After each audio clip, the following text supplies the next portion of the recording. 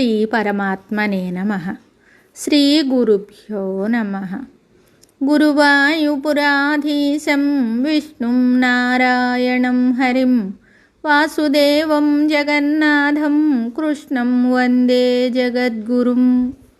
నారాయణ భట్టతిరి కృతం శ్రీమన్నారాయణీయము. 5వ దశకము.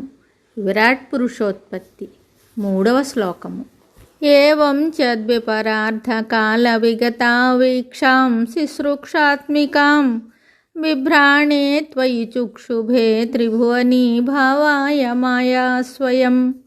మాయాతః ఖలు కాలశక్తిరఖిలాదృష్టం స్వభావోऽపి చ ప్రాదుర్భూయ గుణాన్ వికాస్య విదధుస్తస్యాః సహాయక్రియాం.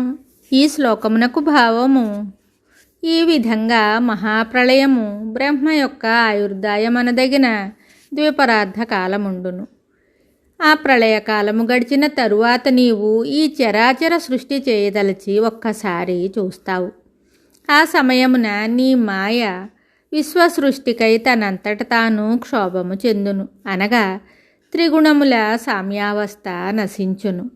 అప్పుడు మాయ వలన కాలము, శక్తి, పాపపుణ్యరూపమైన అదృష్టము, స్వభావమనునవి ఏర్పడి సత్వరజస్తమో గుణములను త్రిగుణములు వికసించి సృష్టిక్రియయందు మాయకు తోడ్పడుచున్నవి. మరి ఒక శ్లోకంతో మళ్ళీ కలుద్దాం. శుభం.